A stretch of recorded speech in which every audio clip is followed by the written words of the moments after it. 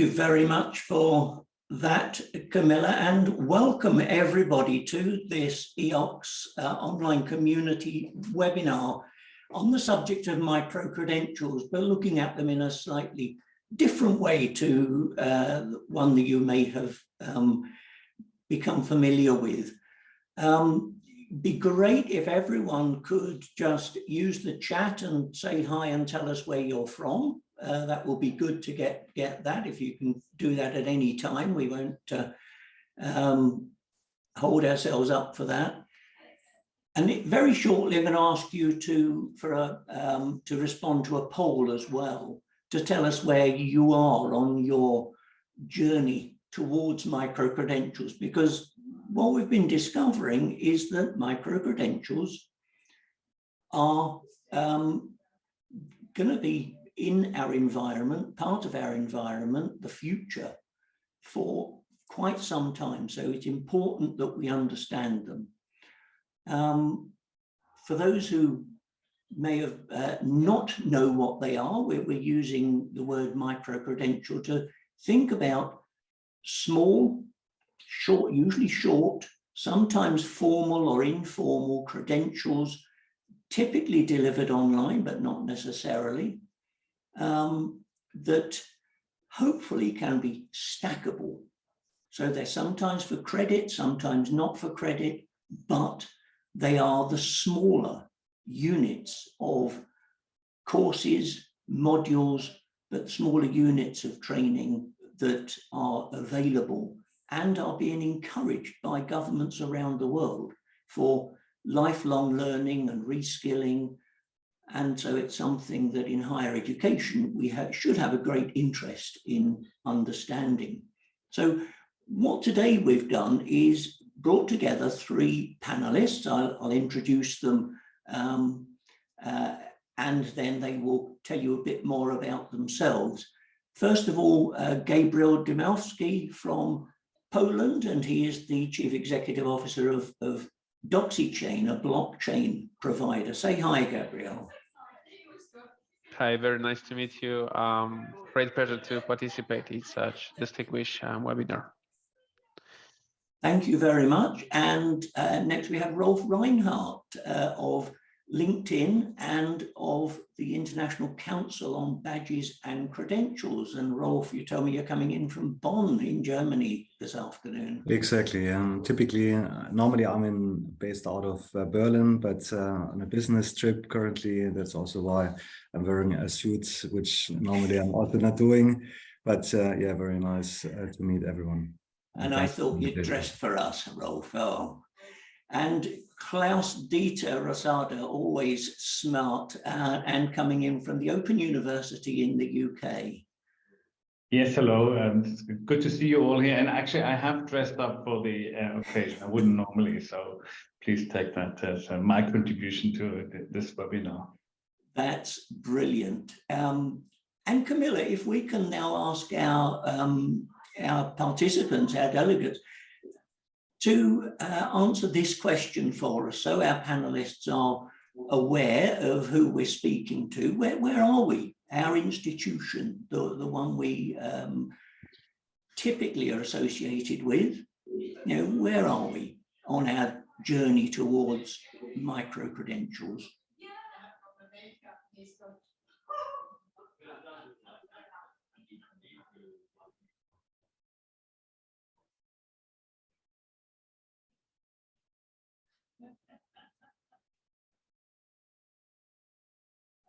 Excellent, excellent. Oh, I see we've got some, just one entry there on saying issued micro-credentials for a long time.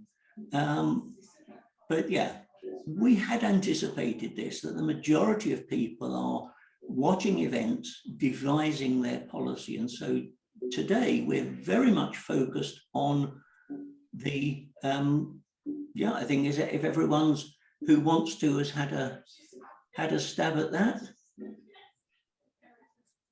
Thank you, Camilla. Yeah, say what we wanted to do today was actually look into some of the practical aspects of micro-credentials. So knowing what they are and deciding that, yeah, we're going to issue them and we're going to give them accreditation, fine, but actually what are some of the practical steps? So brought together a panel, and they will tell you each about their own part in this journey. It's not a complete picture, but we do think it's a very interesting one. So if I can ask you, I'm going to go in reverse order. Klaus Dieter, could you start up and tell us who you are, where you're from, and what your interest in this subject is? So my name is Klaus Dieter Rosade. I'm with the Open University in the United Kingdom. So I'm joining you from Milton Keynes, north of London. I'm an executive dean in one of 4 faculties, but my role here is actually as part of the governance work that we did around micro-credentials, and I supported the integration of credits into our existing systems. And that's what I want to talk about. Just very quickly, Open University is the biggest university in the UK. We've got about 200,000 students. We're distance education, so scale matters a lot, and that's also what's going to come out of my brief introduction. Make micro-credentials count and why that matters. So we know micro-credentials are standalone between 100 and 150 hours of learning. They're potentially employer endorsed or part of an accredited program or offered by a reputable institution. So learners and employers can be assured about quality.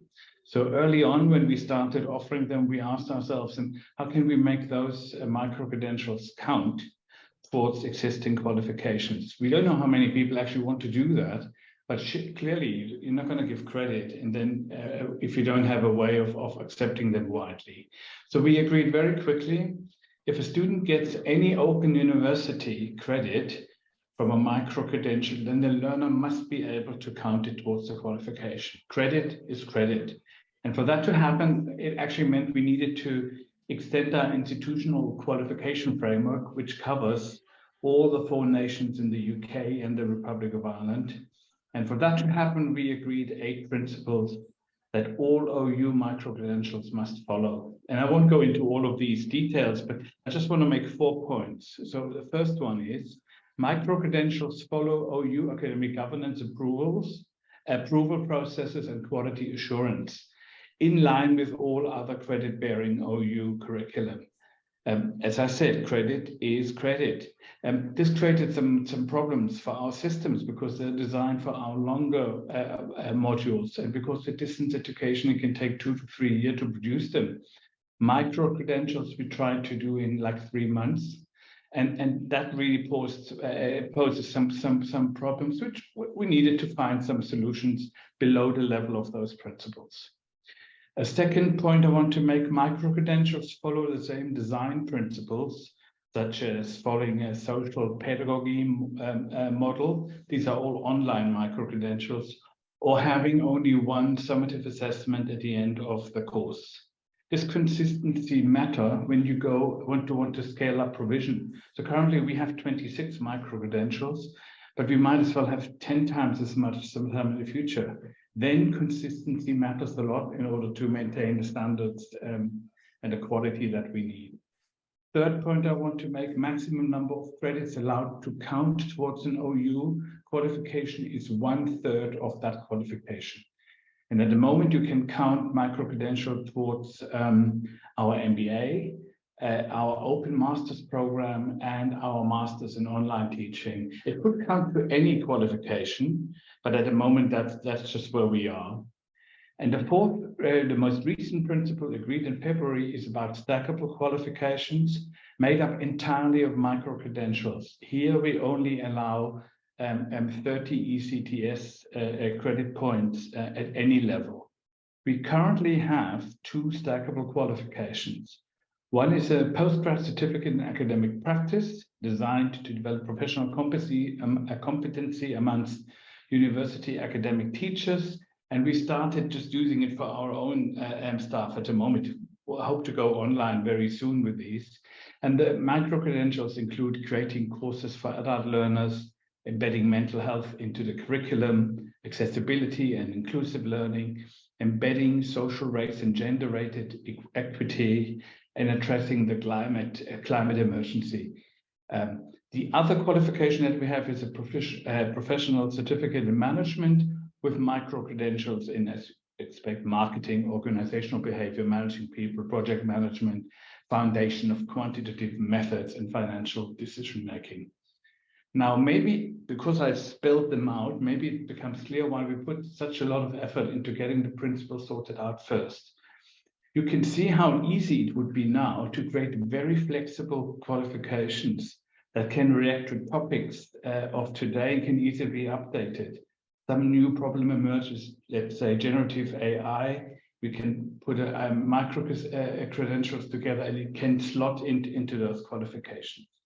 And just imagine employers selecting from a large selection of micro-credentials and perhaps commission 1 or 2 bespoke micro-credentials that can be added to a qualification that meets the needs of that particular employer and their staff. And because we're talking about distance education, these qualifications would be global by design. That's our vision. And for targeted and flexible upskilling of the workforce at all levels. And I just wanted to just present that to you, how we've done it. Thank you very much, Klaus-Dieter. And I should have said earlier, but if anyone's got any particular questions for any of our panelists, please put them in the chat and we'll come and we'll make sure we ask as many questions as we can a little later on. But thank you, Klaus-Dieter. Can I move on to Rolf Reinhardt and this fascinating, I didn't even know this existed, the International Council on Badges and Credentials. Perhaps you'll help us understand, Rolf, what this is and what your role is there. Yes, of course, yeah, pleasure. Yeah, the International Council on Badges and Credentials was launched like around 3 years ago because of a certain challenge that we perceived. And before you mentioned also another employer of mine, so to say, LinkedIn. Within LinkedIn, we noticed that the CV doesn't matter so much anymore, you know, in terms of what have you done in the past, what was your original education, you know, so and maybe you are asking yourself, what did you study and what are you working in? And maybe then you ask yourself if you are the best person to answer that question, because maybe you have had an academic career, and in an academic career you basically stayed at the university where you graduated maybe, but in the like labor market outside of the higher education, you could see that mobility is key. Also, and this idea of the initial education doesn't matter so much anymore. And the question is then, what's the role of formal education at all? You know, if you have to reskill, upskill yourself permanently, and if many of the skills that you have, you know, learned about maybe a couple of years ago are about maybe to vanish or being superseded by other types of skills that are more prevalent or important for your job. And so what LinkedIn did, and a couple of other organizations as well, we looked at the trends. And there is an organization called Lightcast. They do big data analysis of job description, and they found out that in the UK, so then you can argue, Keith, the UK is the role model for all the other countries, but we see similar developments also in other countries, that 78% of the job descriptions there would not require any formal education anymore. Okay, and then organizations such as LinkedIn or other organizations in the corporate sector, they come up with this terminology, skills-based hiring. So it's all about skills. We're focusing on the skill. We are building skills inventories within our organizations. We are analyzing skill gaps. Where are we now? Where do we want to be in 5 years? Not only organizationally, but also individually. Okay, and then a couple of people at LinkedIn, at Microsoft, at the European Commission, IMS Global back in the days, now One EdTech, etc. They came together and we asked ourselves, it's nice to have that concept of skills-based hiring. It sounds great, but there is something missing, and that's the verification layer. Somehow you need to verify a certain skill, its proficiency, etc. And you need to verify it in a way that it is trusted. Okay, and eventually we didn't even think about, you know, the terminology in micro-credential, so we only thought about it as a data point. What data points could we include that on LinkedIn or in other platforms that would be both machine readable and human readable? So now the thing is, why is that important? A typical recruiter takes maybe 2 seconds to 6 seconds for an application to go through, and many of them nowadays use such tools like LinkedIn, and they use filter options. Okay, so, and we thought, how can we, you know, work with these filter systems? And we thought that maybe the verification within open badges, or then we used also the terminology micro-credential, could be a suitable way, you know, for recruiters to identify talent that wouldn't have experience in a certain job. Maybe we come later to that particular point. And in the beginning, we thought it's a technical problem. So we would need to approach it as the International Council on Badges and Credentials as a technical problem, and we need to find a harmonization and a common language and infrastructure. So we talk a lot about taxonomies, about technological standards, about verifiable credentials, blockchain, and digital identity.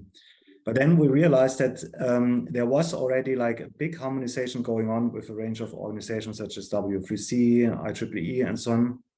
And we thought maybe it's another problem, maybe it's a policy problem. And so we looked into, okay, what is the OECD doing? What is the European Commission doing? And so on. And we participated at a range of such workshops, and we realized that the more common you want to impose a language, and we have great examples from New Zealand, from Singapore, and so on, that work in that particular country, but are very difficult to mimic in another setting. Okay, and then from that we thought, okay, but maybe we talk about practice. Maybe we really talk about, you know, this hands-on, what maybe many of you are, you know, looking forward to hear more about, you know, how Klaus Dieter did the implementation, how convinced his stakeholders inside the organization to take that leap and embrace the potential of micro-credentials and what potential risks that were there. But then we also realized that there were a lot of people, and maybe like you. So, okay, so you are now here, and there are two possibilities. You can either become a champion, or you are, you know, more the observer. So, and you look into, okay, what are other people doing? And maybe we need to eventually follow once it's mainstream, okay?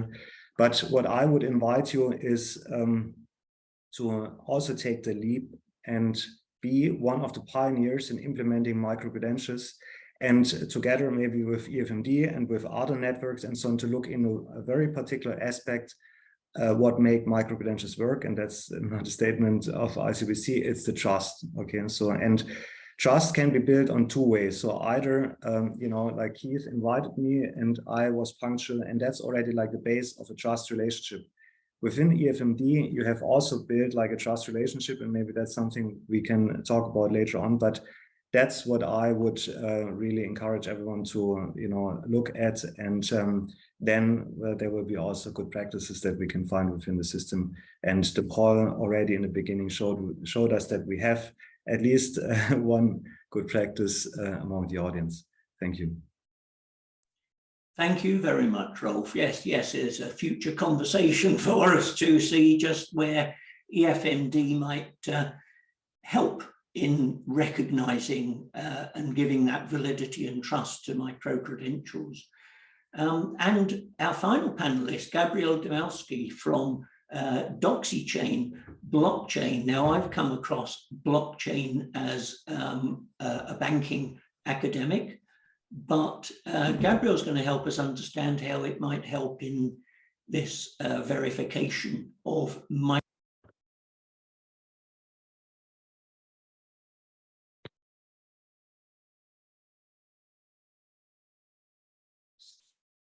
Sorry, can you hear me?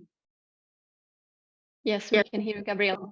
Oh, sorry, some issue with Apple. So very good. Once again, thank you so much for having me here. I'm super excited about sharing my knowledge about document security. So as said, I'm in the blockchain industry. I'm in this industry since last 7 years. I'm obsessed about security and transparency. So since like 5 years, I was working for Accenture Technology, Oracle, Warsaw Stock Exchange, advising in Polish Ministry of Digital Affairs how to use the blockchain technology, particularly for document security. So I run a startup which name is Darcy Chain. In Darcy Chain, we focus on how we can deliver via blockchain technology more transparency to document management system, either as an electronic signature and since last year, particularly certification. So we found this technology as a place where stakeholders don't really need to trust each other, but they can have one insight into one independent database, immutable database, which is blockchain and cryptography. So we as a startup are looking for product market fit, and we know that we have great technology. And last year we were asking our clients what particular documents need really transparency, and we found the answer as a certification is the one that really need to be able to verify in real time, really secure, having information about life cycle of such certificates. So today we are working with an accreditation body in Poland. We also work with universities, and we work with some of them in Poland. And I'm super excited about how micro-credentials what direction will go. And I know that the blockchain is not something super new for this industry. I know that it was many times there. You can find a video how blockchain can bring more guarantee to the certification, micro-credential, open badge, and so on. But I think today we are at this point of time that this technology really mature, because I'm observing this market since years, as I already tell you. And we are at this point of time where blockchain is no longer a cryptocurrencies, but it's already well-established infrastructure that can bring more transparency and security to the certification. And what I really love about micro-credential is that how it distributed, how fast, how independent in some way this process may look like. On the other hand side, why I'm super motivated to, with my company, enter into this market, is the way that this market is really still so fragmented that the trust it's not here, reliable on the fact who issued this, and easy way to verify the origin and the truth of such certificates is not still in place. And with my solution, with solution of blockchain-based solution, I believe that it can bring much more transparency. But as I was already by Rolf said, blockchain technology at the end of the day is just a tool, which is at the end of the process, right? The whole process before preparing policies and so on, it's something which should be well covered in this and deliver. But yeah, very quickly about myself. I have pleasure working in this industry since 7 years, implementing for public solution, particularly for documents. And Darcy Chain built a dedicated infrastructure for covering micro-credential and certification. That's all I would say. I mean, it's not place to telling more about the technology. I would say the most important fact is that this database, the beauty of this database, that once it's write down something in them, it's impossible to change in time. And I think for such fragmented market as micro-credentials is today, we still have a lot of place to implement and use the potential of this technology.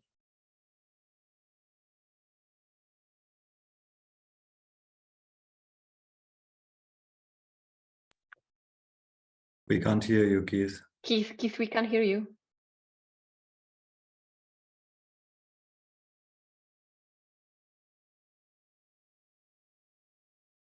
We still can't hear you. Okay, is that any better? Yes, it is. Yeah, okay. Different microphone. Thank you for pointing that out. There's always one, isn't there, where you forget to or don't unmute. there's a bit of a theme here, and what I'm going to ask our panelists before we go on to some of the questions that are starting to come in on the chat, is where they see this going. You know, what's the future? The growth in micro-credentials, what impact can it have on what you do in your organization? And I'll look to Gabriel first of all. We'll go in reverse order here. Gabriel, what can this mean for the blockchain industry if higher education employers and learners who are awarded these micro-credentials begin to use these in a bigger way? Yeah, absolutely. By the way, can you hear me right now? Because I'll change for my AirPods. Can you hear me? Yeah. Yes, Amazing. we can. So I can found last year such company as Darcy chain grow enormous number. It means that demand from the market it's right here.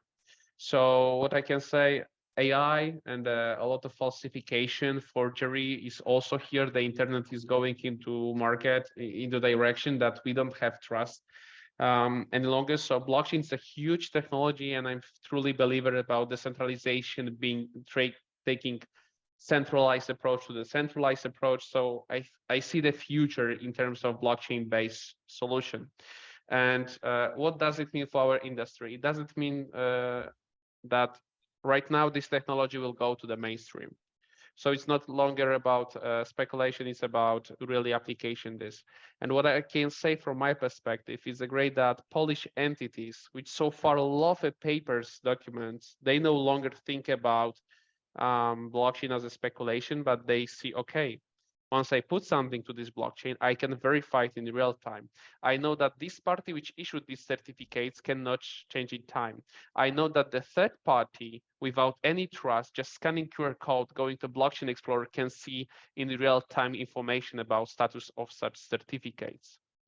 So I do believe that we are at the very beginning where blockchain will play more and more important role in the internet. But as it was already said, technology is here. Right now, it's all about the human approach. It's about attitude from people, how to right now this huge technology enhance for their businesses. So no, I see that we far away from the place where blockchain would be only combined with the cryptocurrencies. Is the place where like even the European Parliament started using blockchain for certification of diplomas. So we are super happy as builders for blockchain industry that that right now our technology is going to mainstream. Excellent. Thank you, Gabriel.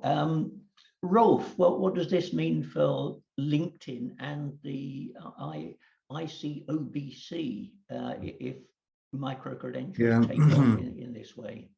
Yeah, so very good question. So, I mean, as for LinkedIn, I would say, you know, they would the idea would be probably to put less and less emphasis on the certification part and the credentialing part maybe, and to emphasize more on skills and rather trust artificial intelligence to fill certain gaps, you know, that someone did not put on a LinkedIn profile or so in terms of skills, or also what's inherent in a skill, you know, what nested skills are there in a taxonomy, and so on. And this decryption to handle that technologically and translate it with AI across different systems, not so much leveraging official taxonomies or so, could be maybe an interesting part. However, as ICOBC, we think that there's still a need for formal education, and that in formal education, the government plays a central role, okay? And the government is there to protect the people from, for example, organizations such as LinkedIn or Microsoft or you know, any other player around there. And a government has certain key principles that they have in mind. One, for example, is around data privacy and protection of their citizens' digital data. So, and we see now on a European level, but also in other countries, and if you look at it from a global perspective, also the disconnect of countries' citizens' data, or the request on vendors, for example, to have own servers for China or Russia or so, goes already in that direction. So when we look at skills data that are packed within a micro-credential or within a certification or so, that is linked with a self-sovereign identity that I think global, so has the biggest global consensus, okay? And this is important to understand also in this sphere here, because whatever platform you're selecting, it's important that you think about this mobility of that credential, okay? And this goes from one wallet into another wallet, or into an HR management system, or potentially into a LinkedIn system. But the unique identifier dealing with that package will most probably be a self-sovereign identity in the future, okay? So this is what ICOBC believes, and what we are supporting our members and also the community with, to understand and eventually steer towards that direction. And there are already, I would say, big developments. For example, a couple of years ago, we were talking a lot about e-portfolio and this recognition of prior learning, also on an informal level. And Keith, I remember that was, I think, like 5 years ago or so that we talked about that. And you told me something super interesting, that you would admit someone into an MBA program even without a bachelor degree, if they would prove that they would have the sufficient prior learning. And I think this is another big trend that, in particular for business schools, will be there. So the question is, what credential do you receive? And that might be not a micro-credential or a formal credential, but what credential would you receive, and with whom? Maybe also potential vendors, I don't know, we were working with universities from LinkedIn Learning. They accepted a credential that's actually non-formal and turned it into a formal credential through an assessment and a capability check. And this is another big topic I think we can almost not emphasize enough on the focus on the learning outcome. So before, we really focused more on the inputs, how many course hours did you have in this program and so on, and that was then linked to an ECTS or so. But with micro-credentials and the current definitions that we look into, and this is a broader movement than a micro-credential within the formal education movement, but you really look into what's the capability, what's the outcome. And I guess that here we'll see also assessment techniques and technologies and practices that we have barely tapped into. Thank you, Rolf. Thank you. And I'll come to you now, Klaus-Dieter, because there's a number of things in what Rolf and Gabriel said that could impact on the Open University. And you spoke about, there may be a huge expansion, but what would that imply? What implication would that have for the Open University? Yeah, so I hope there's going to be a huge expansion, because for me, micro-credentials cover an area that we don't always cover very well with formal education. And it's not just because it's skills-based, but because it's also a smaller chunk of learning that can be done alongside work. And it's because for some people, it's just formal education isn't any longer an option. And employers also won't necessarily always fund the full masters, but they might well fund some micro-credentials. If you think of it from a student or a learner's point of view, they can get some really targeted learning that might be specific to exactly the kind of knowledge that they need, and not all the other things that they might get if they went into a formal program. And they pay for that a price that is according to the size of the learning. In some cases, these can be funded or not. So, for example, the Scottish government is funding specifically micro-credentials to help upskill its workforce. So there's a real potential here for providers. From a university point of view, we reach audiences, learners that we wouldn't reach otherwise. There is an income element, but there's also a equity element. Certainly for the Open University, as part of our ethos, we want to reach more students, especially those who may not be able to do formal education or haven't done it. This is a way of giving also some less confident learners who just gonna do 15 or let's say 7.5 credits and see how it goes, and then they extend it or not. Sometimes just one micro-credential can help you with your career. You might get the promotion to the next level up. And that makes a lot of sense. And I think the biggest potential here is for partnerships, employers with education providers. And I tried to bring that into my initial presentation, that we can actually co-design qualifications that can take some of the existing offerings that we have, some existing offerings from other universities. Why not? You know, this is why standards are really, really important, and we have them. But thirdly, there can also be bespoke pieces that relate to particular industries or particular, actually particular companies. And these can all be turned into something where the employer gets what they want, but the learner also walks away with a qualification that is acceptable, and that's accepted, especially if they maybe seek to find a new employer. So for me, by all means, let's go with it. It's also a great way to react to the changes in the world. I'm thinking about sustainability. Everybody tries to find ways to be more sustainable. Well, we could have a whole suite of micro-credentials that help us with that question across a range of fields. Thank you very much, Darcy. And what we're hearing here is that this is disruptive on so many levels.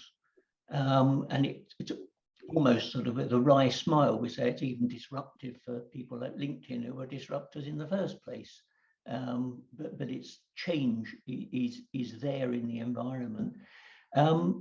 If we can go back, one of the things you mentioned, Klaus-Dieter, was this inclusivity, that micro-credentials might be able to reach people who wouldn't be there for macro-credentials. And if I could combine a question that we had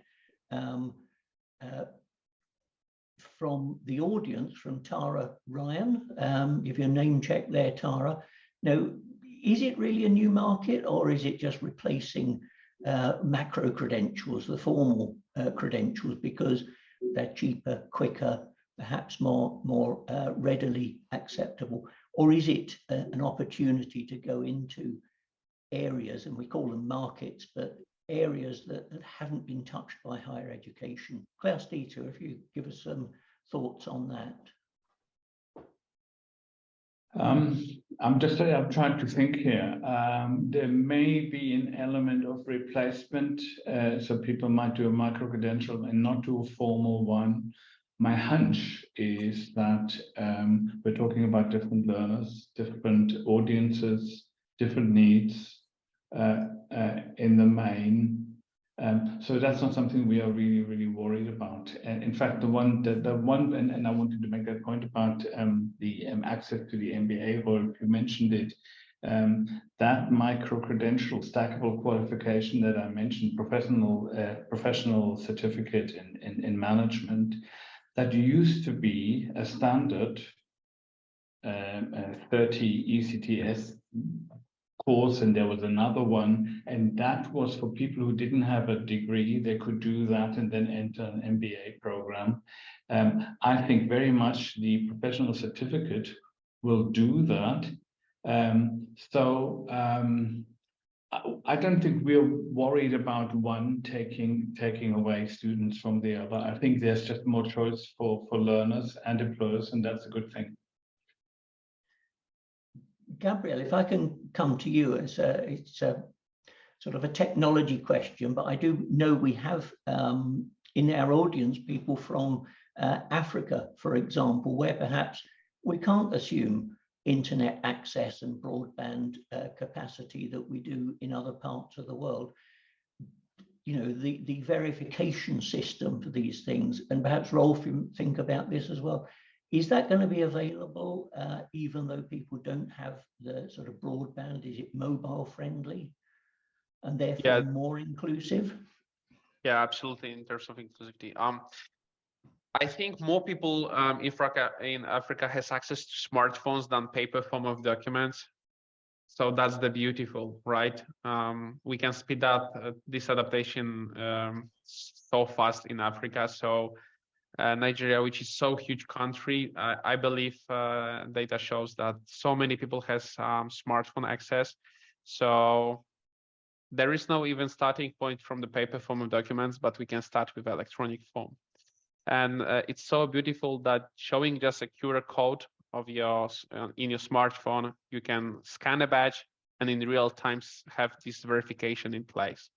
So absolutely, technology can speed up this process, and it would be even amazing one day seeing how African countries can be, even at some point, in this case, farther than we as a European countries.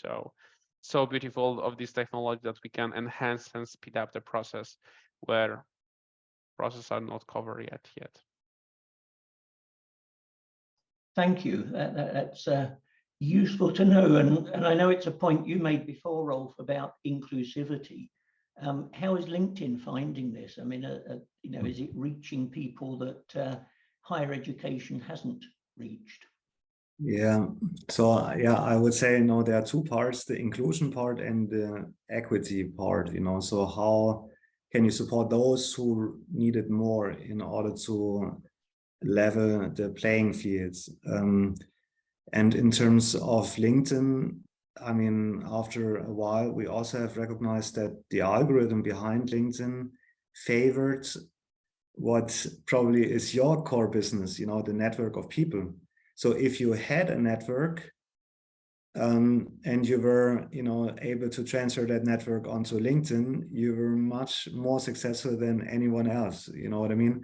So the question was really like how, first of all, get into that network that gets you promoted on the recruiter's screen. And you know, we were in Barcelona in March at a digital education hub, and there was a big community of you know, like the higher education scene. And as of the very moment, most of the people active in the field, interestingly, they do so because they get funds from the state, because it's a big topic for the governments, and they are ready to invest a lot of money into it, be it on a traditional project fund, like European projects or something like that, or on direct national funds. And that's something one should not underestimate. And then we talked about, we changed the perspective, and that's something I can just welcome everyone as well.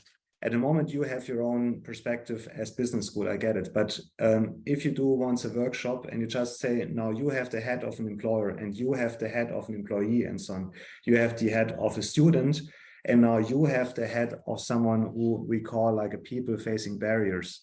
Can be like a single mom or an immigrant or someone, you know, who is not having good internet access or no internet access at all. And this view, you know, so we had like big tables and boards for each of these groups. And most of the groups, they said, yeah, I have a project here, I have a project there. And for people facing barriers, we had only like 2 projects, like ridiculously small amounts.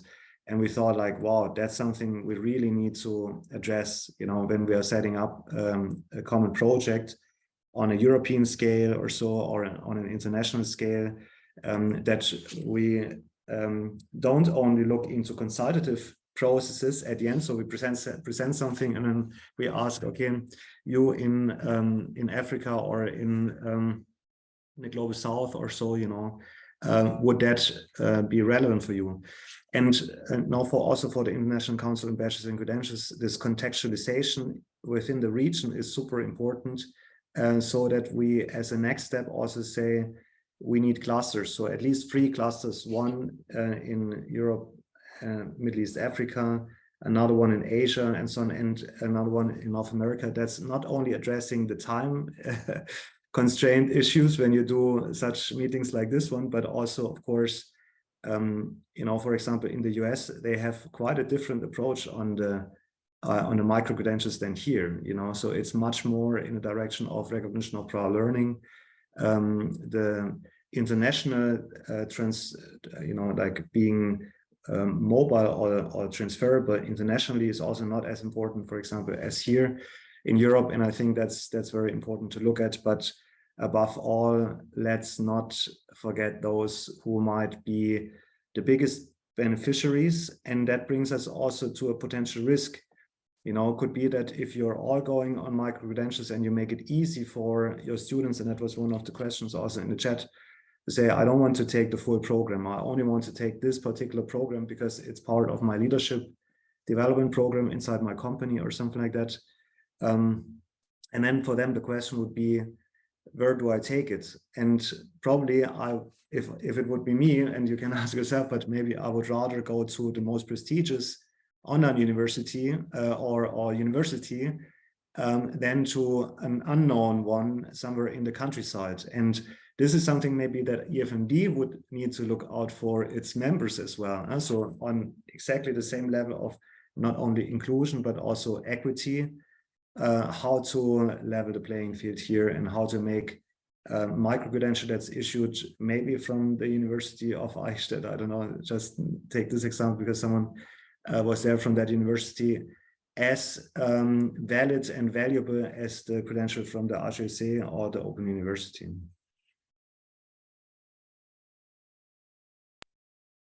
Keith, we can't hear you. Yeah, technical difficulties beset me. No, that's very interesting, and thanks for that, Rolf. We're coming towards the end now, and I did promise we'd have a look at a couple of questions. There's one, and I'll combine these questions, if I may. One from Zhang Li about taking the PG DIP or the MSc and breaking it down into micro-credentials. Is that a, you know, a way perhaps to start this? And therefore, what would the cost implications be? What would the, and these are probably things that Klaus Dieter knows more about from an institutional perspective, what would the cost implications be? And what would the, say, the design advice be on that? Who'd like to go with that question? So in terms of design advice, even if we're thinking of stackable, I think a micro-credential should be able to stand alone. And stackable doesn't mean one follows the next with incremental knowledge. It could also be that you cover several areas within a field of study, and it all comes together, maybe in a final one, a keystone micro-credentials, if you like. In terms of money, it really depends on how you deliver the micro-credentials. If it's classroom taught as you would do any other course, then the question is, should it be cheaper or not? Why would it be? In our case, our micro-credentials follow a social pedagogy model, which is not the same tutorial support that our core modules have, but it's where the community helps, you know, this kind of community learning and supporting each other with a learning advisor at hand. It's a different model, and it makes it also a little bit cheaper. So in that sense, they can be more inclusive just because they're more accessible, especially if you don't get the funding for them. And I mean, there were some questions around what about the learning outcomes and the assessment. My strong advice for any institution would be to be as consistent as possible within the kind of micro-credentials that you want to develop, and keep assessment, and that's the formal summative assessment, keep that as simple as possible, and rather think of ways of providing feedback to learners by different means. Thank you very much, Klaus. I can see that we've got, Rolf, I'll ask you, I think maybe, we've got a whole new very webinar shortly. there, haven't we, on how to design micro-credentials, but please, if you'd like to respond. No, so very shortly, because I understood the question a little bit different. So what were the costs more, like were the costs for like you, if you wanted to, run your system with micro-credentials? And then of course that comes also to platforms such as the one from Gabriel and so on. But I guess the question is also, how do you want it to integrate it into your existing system? And this is just a very short comment, because you can get it for free. I mean, the European Commission offers you the platform for free, and they are working on, adding new functionality to it so that it supports the Open Badges 3.0, which includes verifiable credentials and so on. And then you have basically already the setting that you need. Okay, so but you will not have it integrated into your learning management system or other kind of internal systems. And this is maybe more where the costs would arise. And then there are also other kind of return on investment scenarios that you would need to consider. And those are, for example, claiming. So who do you want to see that you issue the verifiable credential or the micro-credential to? Where can they share it and show it and export it to, and that's more what differentiates than the price perspective. But if I may, Keith, give the floor very quickly to Gabriel to be more specific on that level, maybe with a sentence. Yes, please go ahead, Gabriel, if you could help us understand the overall costs of mounting micro-credentials from an institutional perspective. The question was, what would be the reduction of the cost, right, for such companies? If I can just, Kate, is it was properly, or what was the question exactly? Yeah, well, I think we've got a general interest in, as Rolf said, nothing's for free. There will be costs somewhere along the way, and the price to the learner might be, hide the fact that actually there's a lot of upfront cost for the institution to set this up. So where do you think, without mentioning numbers, where does the cost fall when you're sort of starting this process? Yeah, sure. So I cannot say a benchmark costs for such a solution and my competitors or other existing solution for the market. But what I can say that clients which we are working with, our Germany clients, our Polish accreditation body, they are talking about 70% of reduction of time issuing such certificates. So the bigger costs are about the process of kickoffing such implementation. So changing the people mentality, people who issue such certificates which are used to some traditional way, and the way to kick off the system, it's the biggest cost at the very beginning. But then during the process is in place already, the cost of not having to printing out, archiving such documents, asking for any request for students to print it out and send it to me. Having everything in digital way, making this process much more secure and faster, and at the end of the day cheaper. So the biggest costs are at the very beginning to implement such system, and then changing the way of thinking our people who on a daily basis working on such certificates from the business school side. Thank you, Gabriel. And I'm going to pose one final question from the audience for our panelists.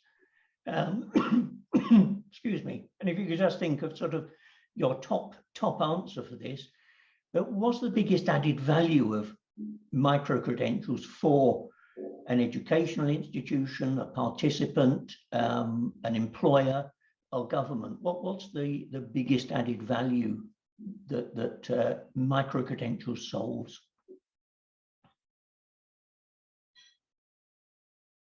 Me? Yeah, anybody. Klaus, Dieter, Rolf, or Gabriel, just pile in. Maybe I will start because I'm the young entrepreneur and I have changed my studies 4 times just because I cannot find the studies which really address the particular my interest. I was looking for this. It was so long to find a very specific studies which can really cover my interest. And I would like to find a quick way to learn more about specific fields, not doing 4 years just because one subject was interesting to me. So I think I'm representative of Gen Z. I do believe that the fact that it's shorter, faster, more particular, and focused on one use case, on one subject, is something which even allows most students to go into the education. And we are moving into the direction of decentralization. We are moving into the direction of workation. People work all around the world. So either a university will adjust to these changes and requirements from the students, or they basically speaking will lose a game for students with other more agile universities. So this is like final statement. Gabriel, that's a brilliant answer. Thank you very much. Klaus-Dieter, agile? Do you need to be agile as a university? Yeah, agile, flexibility that it allows, and affordability that makes it also more inclusive. I think those are for me, the key points of micro-credentials over any other forms. And maybe the final one is, if we all work to agreed principles, and there are plenty of them around, the trust that we can have in the learning that's been offered. Thank you. And Rolf, we'll leave the final response to you. Thank you. Biggest added value. So, the funny thing is, so I will answer the question, first of all, from the perspective of the learner, and then from the perspective of the business school, okay? So from the learner, first of all, you could really ask yourself, I mean, Gabriel, what you just said, do you need micro-credentials for that? You can do any kind of course. You can do a YouTube course to, like cover your interests or read a book and so on. You put the skills data on your LinkedIn profile and you get found by a recruiter, job done. So, there are also jobs where you need a formal qualification in order to get into a certain level, direct manager level, director level or so. Those are, for example, traditional organizations like insurance or banks or so. They change, but there are some organizations that are not changing yet, and where it's maybe still relevant to have a micro-credential or an MBA or so. And those are governmental organizations or intergovernmental organizations. So now you could say, like, for me, if I wanted to work for an intergovernmental or governmental organization on a certain level, they would look into my years of experience, work experience, and they look at the official qualification. And here, for me, it would be an added value if I can be more flexible in acquiring a higher level degree that's needed there in parallel to my work. Excellent case actually for a business school. So now let's switch to the business school, because you would then say, well, my target audience is actually shrinking. Less and less people actually need that MBA, maybe, as a formal qualification. Even insurance organizations are changing. Even banks are changing. What if governments would change as well? What if 78% of job descriptions that are not including a formal education? What if that turns to 85% or 90%? Okay, so, and then the added value, of course, is a big question. Either you are part of the game and you hop on the train as soon as possible, or you disappear. And I'll tell you also why this is so important. Each of your happy students can become an ambassador of your organization through micro-credentials, through sharing the micro-credentials, through analyzing the success on that you had, in terms of impact on their career. And that's something that you can measure based on your micro-credentials and assess, and what you should put up front in your program that you're using micro-credentials for. Thank you. Rolf, thank you very much. And thank you very much to all of our panelists, to Klaus-Dieter Asada from the Open University, to Gabriel Dymowski from Doxy Chain, and to you, Rolf, from LinkedIn and the International Council on Credentials and Badges. And I will finish just by giving a bit of personal anecdote here. in January this year, I put my very first credential onto my LinkedIn profile. I'd actually held the qualification, a fellowship of an institute, for 20 years, but this year was the first time they decided they would create it as a credential. I had more people coming to me saying, congratulations, because it was now a credential than I have done over the past 20 years. These things are getting noticed. Thank you very much to our panelists.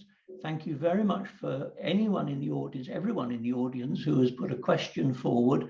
And I hope that this helps to continue the conversation, because as our panelists have shown us, this is a very important topic to understand for business schools, for universities, for employers, for learners, for governments, for all of us.